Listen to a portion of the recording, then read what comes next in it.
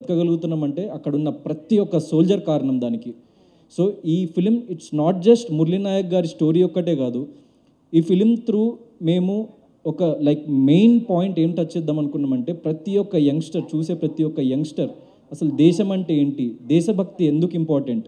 Because we are one of the biggest democracy in the world. India is one of the biggest democracies in the world. So ఇన్ని వందల కోట్ల జనాభాని కాపాడుతున్న army ఎంత స్ట్రాంగ్గా ఉంటుందో మీరు జస్ట్ ఊహించుకోండి. Indian army is one of the finest, Indian army is one of the bravest, Indian army is one of the toughest army to fight with. And mainly మన మోదీ గారు గవర్నమెంట్ వచ్చిన తర్వాత, సో ఫర్ ఎగ్జాంపుల్ మనం పాస్ట్లో చూసుకుంటే Uri operation కానీ, లేకుంటే operation Sindoor కానీ, so these are one of the major milestones in Indian politics. At the same time మన ఆర్మీ ఎంత స్ట్రాంగ్, మన మీద చెయ్యేస్తే ఏమవుతుంది అని చెప్పేసి ప్రపంచానికి తెలియజేసిన ఒక సంఘటన. అలాంటి సంఘటనలో ఫైట్ చేస్తూ వీరమరణం చెందిన పర్సన్ మన తెలుగు పర్సన్ అయి ఉండడం, ఒక 22-year-old గై అయి ఉండడం. సో ఇవన్నీ చూస్తుంటే నాకు అసలు ఇలాంటి స్టోరీ కదరా మనం చెప్పాల్సింది. సో రెగ్యులర్గా ఫిక్షనల్ సబ్జెక్ట్స్ డైలీ అంటే నేను కూడా నా ఫర్దర్ సబ్జెక్ట్స్ అంటే నేను చెప్తున్నా, నాకు ఇంకో 20 ఏళ్ళు 25 ఏళ్ళు నేను ఈ ఇండస్ట్రీలో ఉండి నేను సినిమాలు తీసినా ఇంత గొప్ప సబ్జెక్ట్ నాకు వస్తుందని నేను అనుకోవట్లేదు.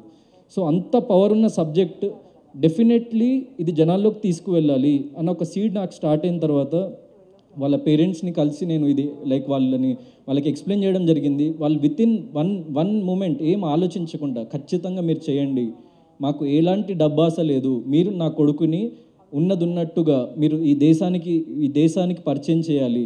ఈ దేశానికి తెలిసింది 1%. ఆయన ఆ ఒక్క ఈవెంట్ మాత్రమే తెలుసు మురళీ నాయక్ లైఫ్లో. ఈ దేశానికి ఆయన జీవితంలో చాలా ఉంది అని చెప్పేసి ఆయన కథ మాకు చెప్తుంటే నాకు కన్నీళ్ళు ఆగలేదన్నమాట. సో అలాంటి గ్రేట్ స్టోరీని మేము ప్రజెంట్ చేయాలని చెప్పేసి అనుకుంటున్నాము. సో దానికి మీ ప్రతి ఒక్కళ్ళ సపోర్ట్ కావాలి మాకు, ప్రతి ఒక్క మీడియా పర్సన్ సపోర్ట్, ప్రతి ఒక్క తెలుగు రాష్ట్రాలు, మన ఇండియా వైడ్లో ఉన్న ప్రతి ఒక్క వ్యక్తి మాకు ఈ మూవీకి సపోర్ట్ చేయాలి. ఎందుకంటే this is not a fictional subject, this is not a normal subject, he's the real hero.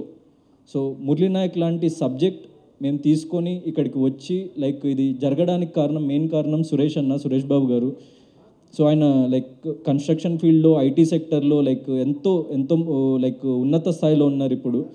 So అలాంటి వ్యక్తి ఇప్పుడు యూజువల్లీ బిజినెస్ మ్యాన్ ఎలా ఉంటారు, డబ్బు సంపాదించుకుందాం, లేకుంటే జస్ట్ మనీ మీద కాన్సన్ట్రేట్ చేసి ఎదుగుదామని అనుకుంటూ ఉంటారు. కానీ అన్న ఆలోచన నాకు నచ్చింది.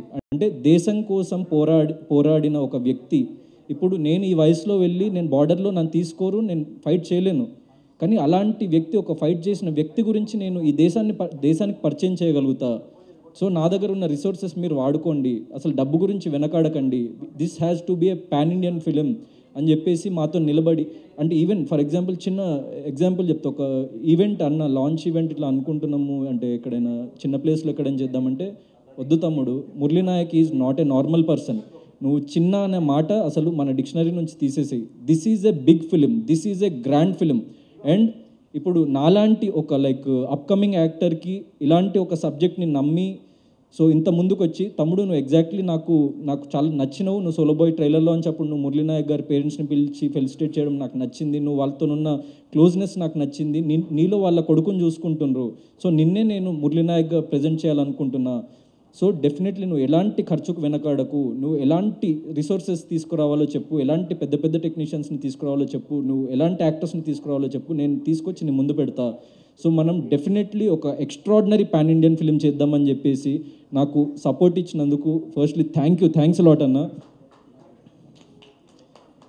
అండ్ మెయిన్లీ మురళీ నాయక్ గారి పేరెంట్స్, ఎందుకంటే ఒక్కడే కొడుకు అయ్యుండి ఆయనని కోల్పోయిన తర్వాత చాలా బాధపడ్డారు. నేను చూసిన వాళ్ళు ఎంత బాధని, ఎంత నరకయాతన అనుభవించిండ్రంటే, దాని తర్వాత పవన్ కళ్యాణ్ గారు, లోకేష్ గారు, దాని తర్వాత మన స్టేట్ గవర్నమెంట్, సెంట్రల్ గవర్నమెంట్స్ ఎంతో చేదోడు వాదోడుగా వీళ్ళతో నిలబడి సో వాళ్ళని ఆదుకున్నారు.